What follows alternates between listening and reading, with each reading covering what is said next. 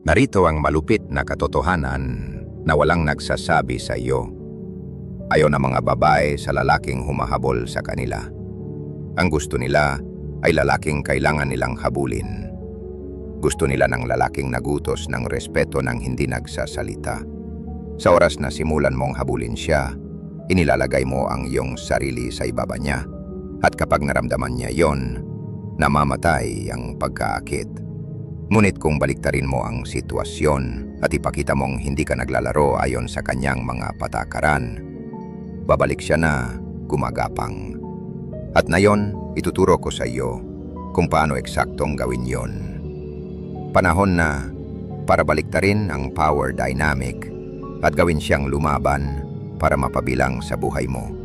Lahat tayo ay tinuruan ng parehong kasinungalingan na mas maraming pagsisikap ang ilalagay mo, mas mamahalin ka niya. Ngunit sa realidad, mas mahirap mong subukan. Mas mabilis siyang tatakbo palayo. Hayaan mong tanungin kita, ilang beses mo nang nakita ang mga lalaki na masyadong nagbibigay, nagpaplano ng magagarang date, patuloy na nagte-text, bumibili ng regalo, subalit ang babae ay lumalayo pa rin? Ito ay dahil sa mas marami kang ibigay, mas kaunti ang pagpapahalaga niya sa iyo. Isipin mo, kailan ang huling beses na gusto mo talaga ang isang bagay na ibinigay lang sa iyo ng libre? Ang paghabol ang nagpapahalaga sa isang bagay. At sa parehong paraan, kapag tumigil ka sa paghabol sa kanya, nagiging hamon ka muli, isang prenyo na sulit paglabanan. Ito ang iyong pagkakataon para baguhin ang buong dynamic. Tara, simulan na natin. Pag-unawa kung bakit siya lumalayo. Bago pa man natin pag-usapan ang mga taktika, kailangan mong intindihin kung bakit siya lumalayo sa unang lugar. Dahil tandaan, hindi ito random. Hindi basta-basta lumalayo ang mga babae nang walang dahilan. Lahat ito ay tungkol sa power dynamics. Kapag naramdaman ng isang babae na masyado siyang may kontrol sa isang relasyon, namamatay ang pagkaakit. Hindi ito isang sinasadyang desisyon sa kanyang panig. Ganon lang talaga gumagana ang tao. Kung pakiramdam niya na nasa talikan niya, magsasawa siya at kalaunan, magsisimula siyang maghanap ng iba. Ang malupit na katotohanan ay hindi pinahahalagahan ng mga tao ang madaling nakukuha. Likas iyan sa tao at sa relasyon, hindi iyan naiiba. Kung maging sobrang available ka, masyadong sabik na magpasaya, o masyadong mabilis mag-reply, nawalan ka na ng halaga sa kanyang paningin. Isipin mo kapag alam niyang lagi mong sasagutin ang teleponyo, laging andyan para sa kanya, tumitigil siyang pahalagahan ang iyong presensya. Nagsisimula siyang balewalain ka, at sa sandaling maramdaman niyang hindi na niya kailangang magtrabaho para sa iyong atensyon, lilihis siya. Hayaan mong ipaliwanag ko sa iyo. Ang mga babae ay patuloy na sinusubukan ng mga lalaki at ginagawa nila ito nang hindi nila namamalayan. Ang mga pagsubok na ito ay dumarating sa anyo ng paglayo, pagiging malamig o pagiging mailap. Ito ang kanyang paraan para makita kung gaano karaming kontrol ang mayroon siya sa iyo. Kung magsisimula kang habulin siya, bombahin ang kanyang teleponyo o subukang ayusin ang mga bagay, sinasabi mo sa kanya na siya ang may kontrol, na kaya niyang idikta ang mga tuntunin ng relasyon. At iyon mismo ang oras kung kailan nawawalan siya ng pagkaakit. Siguro nagde-date na kayo ng ilang buwan at nagsimula siyang matagal mag-reply sa iyong mga text. Sa una, binalewala mo lang. Pero pagtagal, malinaw na lumalayo na siya. Sinasabi ng iyong instinct na ayusin ito, magpadala ng thoughtful na text o sorpresahin siya ng isang matamis na bagay. Ngunit narito ang kailangan mong intindihin. Sa sandaling bigyan mo siya ng validation na iyon, mas lalo kang mawawalan ng kontrol. Hindi ito tungkol sa pag-aayos ng mga bagay sa ibabaw. Ito ay tungkol sa ganap na pag-reset ng power dynamic. At hindi emotional na paglayo. Emotional detachment. Na yung naiintindihan mo na kung bakit siya lumalayo. Panahon na para ipakilala ang pinakamakapangyarihang tool sa iyong arsenal. Ang emotional na paglayo. Kapag lumayo ka ng emosyonal, lumilikha ka ng espasyo para mamiss ka niya. Sa sandaling tumigil ka sa labis na pagmamalasakit, siya naman ang magsisimulang magmalasakit ng higit. At hindi ito tungkol sa paglalaro. Ito ay tungkol sa muling pagkakamit ng iyong kapangyarihan at pag-utos ng respeto ng hindi nagsasalita. Ang emosyonal na paglayo ay isang game changer. Karamihan sa mga lalaki ay nabibigo rito dahil sa tingin nila, ang pagpapakita ng kaunting interes ay magpapawala sa kanila sa babae ng tuluyan. Ngunit narito ang paradox. Sa sandaling tumigil ka sa pagiging available, tumigil sa pagmamalasakit sa bawat maliit na bagay na ginagawa niya, at tumigil sa paghanap ng kanyang validation, nagiging kakit-akit ka muli. Isipin ang huling beses na gusto mo ng sobrang isang bagay na hindi mo makuha. Ito man ay trabaho, isang deal, o kahit atensyon mula sa isang tao. Ang pakiramdam na gusto mo pa ito ng higit dahil lang mahirap itong abutin. Yan ang nangyayari sa kanya kapag lumayo ka. Kailangan mong kumilos na parang ganap kang hindi nababahala sa kanyang paglayo. Walang text, walang tawag, walang pagtingin sa kanyang mga Instagram stories. Nagiging parang multo ka. Bakit? Dahil ang iyong katahimikan ay mas malakas kaysa anumang salita. Sa sandaling maramdaman niya ang iyong pagkawala, magsisimula siyang isiping ka muli. Magtataka siya kung nagkamali ba siya, kung may iba ka nang nakikita, kung nag-move on ka na, at doon magbabago ang sitwasyon. Sa mundo ngayon, mas konektado ang mga tao kaysa kailanman. Social media, texting, FaceTime. Mahirap duman ang isang araw nang hindi alam ang ginagawa ng isang tao. Ngunit iyon ang dahilan kung bakit napakabisa ng emosyonal na paglayo. Kapag hindi ka nagre-react sa kanyang mga post, hindi nakikipag-ugnayan sa kanyang mga update, magsisimula niyang maramdaman ang iyong pagkawala sa parang imposibleng balewalain. Pag-iwas sa karaniwang pagkakamali. Dito madalas nakakamali ang karamihan sa mga lalaki. Nagpapanik sila kapag hindi sila nakabalita mula sa babae at nagsisimula silang gumawa ng mga pagkakamali. Nagsesend sila ng text, nagko-comment sa kanyang Instagram post, nagtatanong sa mga magkaibigan tungkol sa kanya. Maaring mukha itong maliliit na galaw, ngunit ang bawat isa sa mga ito ay sumisira sa iyong pag-asa na maibalik siya. Hindi kayang hawakan ng karamihan sa mga lalaki ang katahimikan. Iniisip nila, magpadala lang ako ng isang mensahe para mag-check-in. Ngunit narito ang totoo. Ang isang mensaheng yon ay sapat na para sirain ang buong plano. Bakit? Dahil sa sandaling makipag-ugnayan ka, ipinakita mo sa kanya na iniisip mo pa rin siya, na siya pa rin ang may kontrol. At kapag alam niya iyon, nawala na ang iyong kalamangan. Halimbawa, nag-post siya ng larawan niya sa Instagram na mukhang kamangha-mangha, marahil medyo mapangakit pa. Ang iyong likas na ugali ay baka mag-like ng litrato, marahil ay mag-drop ng comment o mag-DM sa kanya tungkol sa kung gaano siya kaganda. Ngunit hulaan mo kung ano, iyan mismo ang gusto niya. Nang huhuli siya ng iyong atensyon at sa pagbibigay mo nito sa kanya, binibigyan mo ng validation ang kanyang pag-uugali. Ipinapakita mo sa kanya na hooked ka pa rin. Ang pinakamasama ay kapag nakikipag-ugnayan ka sa kanyang social media, binibigyan mo siya ng validation na kailangan niya nang hindi kinakailangang magtrabaho para dito.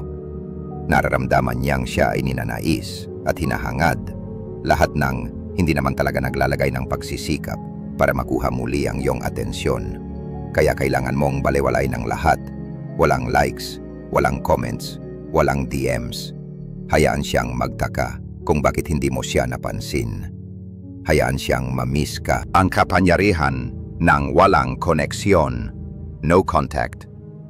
Ngayon, papasok na tayo sa isa sa mga pinakamabisang estratehiya, ang no contact rule. Ito ay kung saan tahimik ka ng lubusan, walang text, walang tawag, walang pagtatanong. Ganap kang naglalaho sa kanyang buhay. At ito ang nagpapabaliktad ng sitwasyon sa kanyang isip. Ang no contact ay psikolohikal na digmaan. Sanayang mga babae sa mga lalaking hindi kayang hawakan ang katahimikan. Inaasahan nilang hahabulin mo sila, magre-reach out at ipagpapatuloy ang usapan. Ngunit kapag wala kang ginawa sa mga iyon, Binabasag nito ang kanilang buong pakiramdam ng kontrol. Bigla, hindi na siyang may kapangyarihan, ikaw na. Magsisimula siyang magtaka kung ano ang nangyari. Nawalan ka ba ng interes? May iba ka bang nakikita? At ang takot na mawala ka ay magpapabaliw sa kanya. Sa susunod na 30 araw, ikaw ay isang multo. Hindi mo siya tetext, tatawagan o makikipag-ugnayan sa anumang paraan. Hindi maski ang hi, kumusta ka lang na mensahe. At maniwala ka sa akin, ito ang pinakamahirap na bahagi.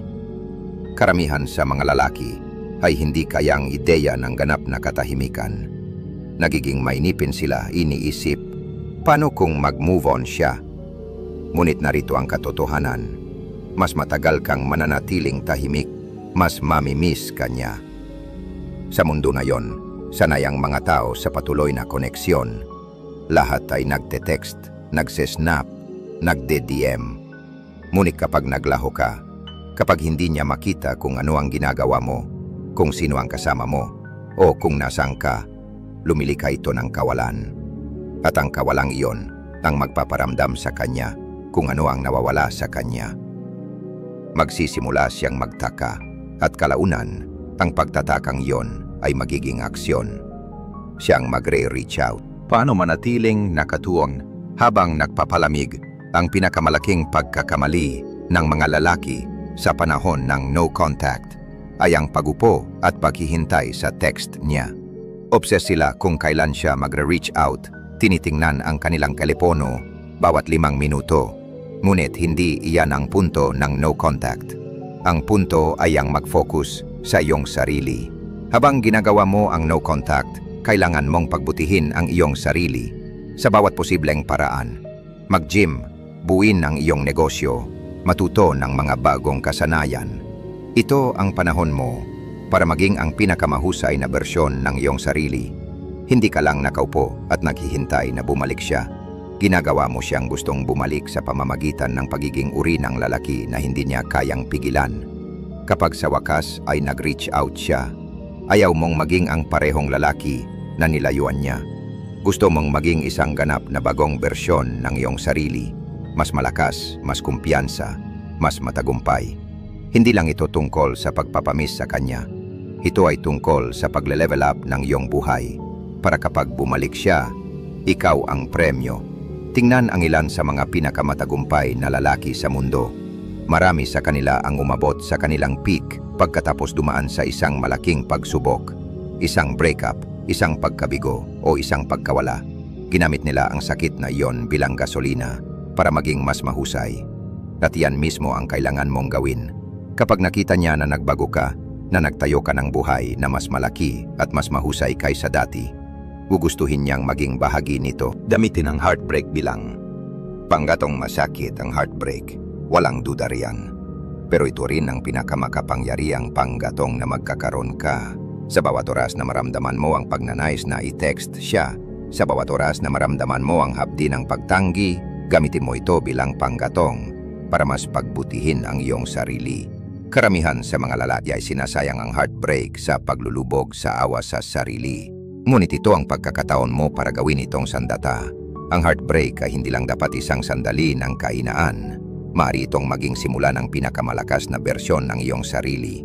Gawin mong lakas ang iyong sakit. Ang heartbreak ay maaaring sumira sa iyo, bumuo sa iyo. Nasa iyo ang pagpipilian. Maaari kang umupo at magpakaawa sa sarili. Paulit-ulit na balikan ang bawat pag-uusap sa iyong isip. I-stalk siya sa social media. Nagtataka kung saan ka nagkamali.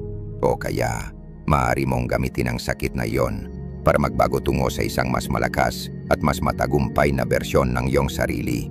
At maniwala ka sa akin, kapag nakita niya kung ano ang naging ikaw, pagsisisihan niya ang paglayo. Sa bawat oras na maramdaman mo ang pagnanais na makipag-ugnayan, sa bawat oras na maramdaman mo ang sakit ng pagkawala niya, paalalahanan ng iyong sarili na ito ay isang mahalagang sandali. Ito ang punto kung saan sumusuko ang karamihan sa mga lalaki, ngunit hindi ka karamihan sa mga lalaki. Paalalahanan ng iyong sarili na mas mahusay ka kaysa doon. Hindi ka magugupo sa ilalim nito. Sa halip, bubuin mo ang iyong sarili. Gamitin ang sakit na iyon bilang motibasyon para mas mag-gym ng husto. para mas magtrabaho ng matagal, para pagbutihin ang bawat aspeto ng iyong buhay. Ang pinakamagandang paghihiganti ay hindi ang ibalik siya. Ito ay ang maging lalaki na pinagsisisihan niyang nawala. At narito ang totoo, palaging bumabalik ang mga babae, siguro abutin ng linggo, buwan o kahit taon. Ngunit palagi silang babalik kapag nakita nilang nag-level up ka. Ang layunin dito ay hindi para pagsisihin siya sa pag-iwan sa iyo bagaman mangyayari iyo. Ang layunin ay gawin ang iyong sarili na may napakataas na halaga upang ang kanyang mga opinyon at kilos ay hindi na makakaapekto sa iyo. Kapag ginamit mo ang iyong heartbreak para sa personal na paglago, hindi mo lang siya maibabalik, panalo ka sa buhay. Ang ilang sa mga pinakamatagumpay na lalaki sa kasaysayan ay ginamit ang kanilang sakit at heartbreak bilang panggatong para itulak sila sa kadakilaan. Tingnan ng mga atleta, business moguls at maging ang mga pampublikong personalidad. Marami sa kanilang dumanas ng ilang anyo ng pagkawala o pagtanggi na nagtulak sa kanila sa susunod. Abang ang karamihan sa mga lalaki ay nagbabinge sa Netflix o nagsasayang ng oras sa pagabol sa ibang mga babae para punan ang kawalan ng mga nanalo, ay ang mga kumukuha ng sakit at ginagawa itong produktibidad. Bawat oras na gugulin mo sa pagkaawa sa iyong sarili ay isang oras na maaari mong gamitin para pagbutihin ang iyong buhay. Sa halip na isipin siya, isipin kung ano ang magagawa mo ngayon para lumapit ng isang hakbang sa iyong mga layunin. Pagwiyo ng emosyonal na lakas, hindi lang ito tungkol sa pagbabalik niya. Ito ay tungkol sa pagbuo ng emosyonal na lakas para walang babae o sinuman ang makakakontrol sa iyo mulay. Kailangan mong maging emotionally bulletproof. Hindi natitinag at matatag sa kung sino ka bilang isang lalaki. Dahil mas malakas ka ng emosyonal, mas kaunti kang asa sa panlabas na validation at mas nagiging kaakit-akit ka sa mga babae at sa lahat ng nasa paligid mo. Ang emosyonal na lakas ang pundasyon ng bawat matagumpay na relasyon at bawat tagumpay sa buhay. Kung wala ito, patuloy kang naapektuhan ng iniisip, sinasabi o ginagawa ng ibang tao. Kapag wala kang emosyonal na lakas, ang bawat maliit na pagsubok o paglayo niya ay parang isang personal na atake. Ngunit kapag ikaw ay malakas ng emosyonal, bumabangon ka lampas dito. Nagiging uri ka ng lalaki na hindi nagpapahintulot sa sinuman, na idikta ang kanyang mga damdamin o reaksyon, at iyan ang susi sa pangmatagalang pagkakit. Likas na naaakit ang mga babae sa mga lalaking may kontrol sa kanilang emosyon, na hindi madaling matinag at nananatiling matatag kahit kailan. Kailangan mong simulan ang pagsasanay ng emosyonal na paglayo sa bawat bahagi ng iyong buhay. Hindi ito nangangahulugang tumitigil kang magmalasakit. Nangangahulugang ito na tumitigil kang mag-react sa lahat ng bagay. Hindi mo hinahayang idikta ng kanyang mood swings, ng kanyang katahimikan, o maging ng kanyang mga paglayo ang iyong emosyonal na kalagayan. Mananatili kang matatag. At kapag ginawa mo iyon, may kahangahangang mangyayari. Magiging bato ka na maasahan niya. Ikaw ang magiging lalaki na hindi natitinag sa harap ng mga hamon, at yan ang nagpapahirap sa iyong pigilan. Isipin ang mga pinakamatagumpay na lalaki sa mundo.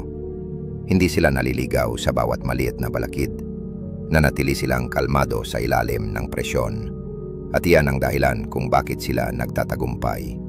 Ganoon din sa mga relasyon. Kapag sinubukan ka niya, kapag lumayo siya o nagiging emosyonal, nananatili kang kalmado.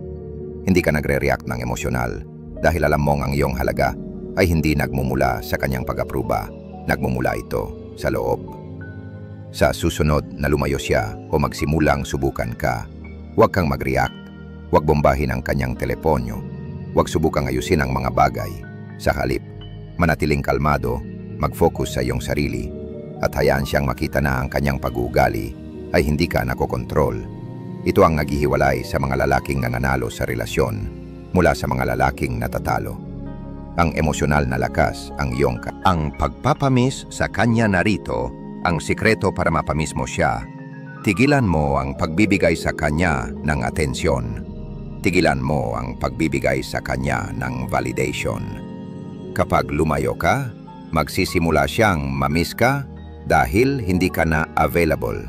At sa mundong patuloy na konektado ang lahat, ang iyong pagkawala ang pinakamalakas na mensahe na maaari mong ipadala. Ang pagkawala ang nagpapalalim ng pagmamahal. Kapag palagi kang nandyan, palaging available, wala siyang pagkakataong mamiss ka. Ngunit kapag tumahimik ka, kapag inalis mo ang iyong sarili sa kanyang buhay, magsisimula siyang maramdaman ng kawalang iyon. At doon, magsisimula siyang mamiss ka. Ang mga babae, lalo na sa mundo ngayon, ay napapalibutan ng atensyon, like sa social media, mga text mula sa mga lalaki, papuri, at validation mula sa lahat ng dako. Ngunit lahat ng iyon ay ingay. Kapag tumahimik ka, binabasag mo ang ingay na iyon. Magsisimula siyang mag-iisip, bakit hindi siya nagte-text sa akin? Bakit hindi niya nilalike ang mga litrato ko? Ano ang nangyayari? Ang katahimikang iyon ay lumilika ng misteryo. Parang misteryo ay lumilika ng pagkaakit. Isipin ang sitwasyong ito. Ikaw ang lalaking palaging nagre-react sa kanyang mga Instagram post, nilalike ang kanyang mga litrato, nagko-comment sa kanyang mga stories. Akala mo, nagpapakita ka ng interes, ngunit sa kanyang paningin, isa ka lang sa maraming lalaking sumusubok makuha ang kanyang atensyon. Ngunit kapag tumigil ka sa pagre-react, kapag hindi mo nilike ang kanyang pinakabagong selfie, hindi ka nag-comment sa kanyang bagong post, napapansin niya. Likas siyang sa tao. Mas pinipigilan mo ang iyong atensyon. Mas nagiging mahalaga ito. Magsisimula siyang magtaka kung bakit hindi mo ibinibigay ang validation na nakasanayan niya. At doon nangyayari ang mahika. Siguro nag-post siya ng story na kasama ang kanyang mga kaibigan, nagtatawanan, nagkakatuwaan, at nakasanayan niya na mag-check-in ka ng mensaheng mukhang masaya kayo. Ngunit sa pagkakataong ito, hindi ka nag-react, hindi mo pinanood ang kanyang story, hindi mo nilike ang kanyang mga post. Sa kanyang isip, iniisip niya, nawala ko na ba siya? May iba na ba siyang nakikita? Ang kawalang katiakang iyon ay malakas, kinakain nito ang kanyang isip. At mas hindi kanya naririnig, mas magsisimula siyang mamiss ka. Kung susubukan niyang makuha ang iyong atensyon sa pamamagitan ng pagpo-post ng mga thirst trap o indirect messages sa social. Sa panahon ng patuloy na komunikasyon, ginto ang iyong katahimikan.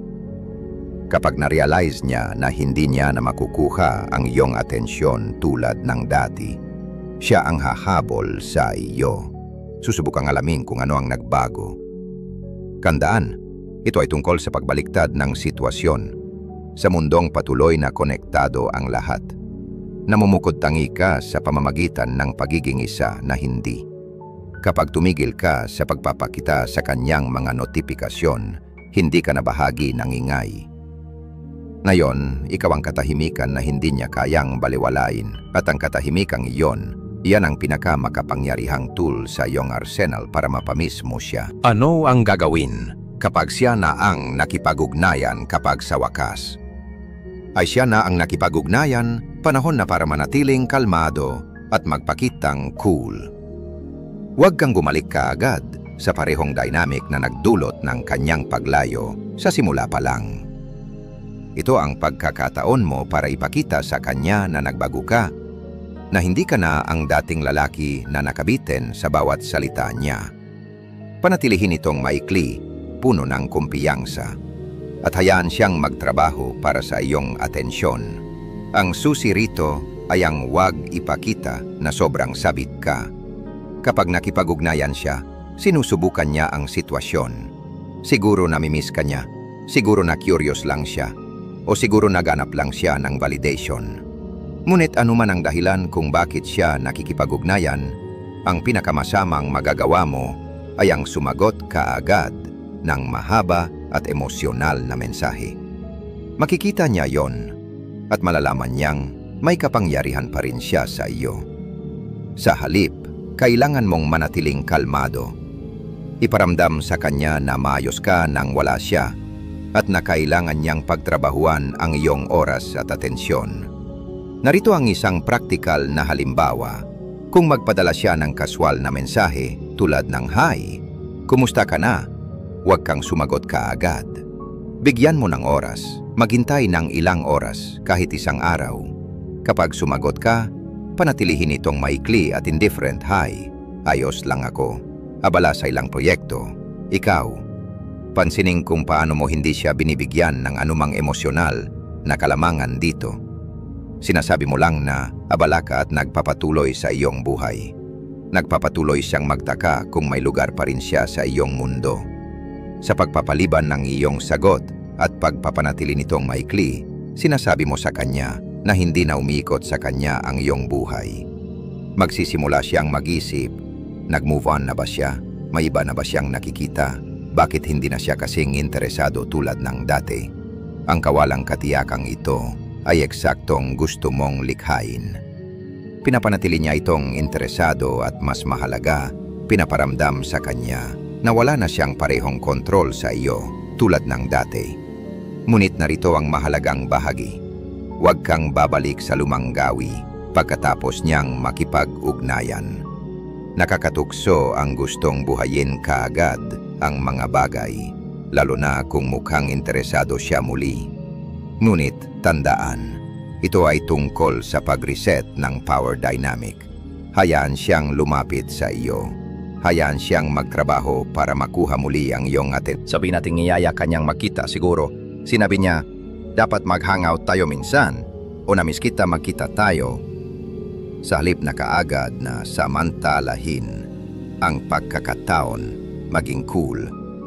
Sumagot ng tulad ng, "Oo, siguro, marami akong ginagawa ngayong linggo pero tingnan natin." Pinapanatili nito ang kontrol ng matatag sa iyong mga kamay. Ipinapakita mo sa kanya na hindi na siya ang iyong top priority. At iyon ay isang malakas na mensahe. Ipinaparamdam mo sa kanya na kung gusto niyang makita ka, kailangan niyang umayon sa iyong schedule at hindi ka baliktaran. Likas na naaakit ang mga babae sa mga lalaking may layunin at direksyon. Kapag nakita niyang hindi mo iniiwan ang lahat para lang makita siya o bombahin siya ng atensyon, nagpapadala ito ng malinaw na senyales, may buhay ka at hindi na siya ang sentro nito. Ang pagbaliktad na ito sa dynamic ang magpapagusto sa iyo ng higit dahil ngayon ay kailangan niyang pagtrabahuhan mulay ang iyong oras at atensyon. Ginagawa ka rin nitong mas kaakit-akit dahil naipakita mo ang emosyonal na lakas at kalayaan, mga katangyang hindi mapipigilan sa karamihan ng mga babae. Huwag mong ipaalam sa kanya kung gaano mo siya na-miss o kung gaano kahirap ang wala siya. Kahit na iniisip mo siya, huwag mong ipahayag yon. Panatilihin ang iyong mga emosyon at manatili sa landas ng pagpapabuti ng sarili. Kapag bumalik siya, dapat ay makita niya ang isang bersyon mo na mas mahusay kaysa dati. Isang bersyon na hindi nangangailangan ng kanyang validation para makaramdam ng pagiging kumplet muling. Pagtatatag ng mga hangganan at power dynamics. Kapag bumalik na siya, kailangan magbago ang power dynamics. Hindi ka na makakabalik sa parehong sitwasyon kung saan siya ang may kalamangan. Sa pagkakataong ito, iba na. Kailangan mong siguraduhin na alam niyang hindi ka ang lalaking hahabol at kung gusto niyang manatili sa buhay mo, kailangan niyang respetuhin ng iyong mga hangganan. Tangtanging paraan na babalik siya ay ayon sa iyong mga kondisyon, hindi sa kanya.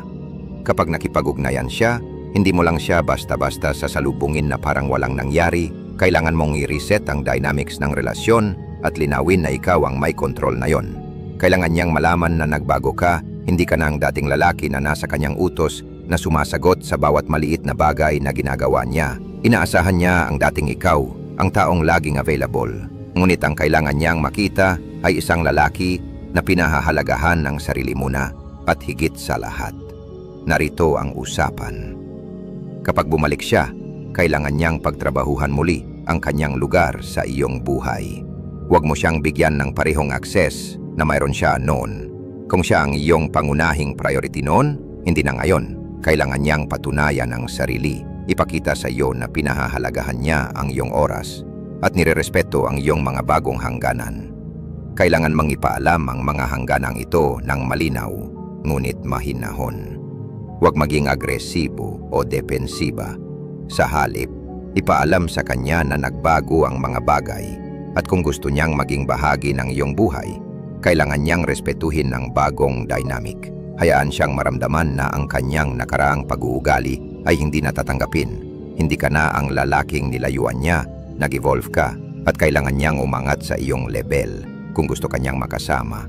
Kapag sinubukan niyang makipag-ugnayan, huwag kang kaagad na tumalon sa mahabang pag-uusap o magplano ng pagkikita. Sa halip, panatilihing magaan at kontrolado ang mga paunang interaksyon. Kung yayain kanyang magkita, ipaalam sa kanya na abala ka at babalikan mo siya kapag may oras ka.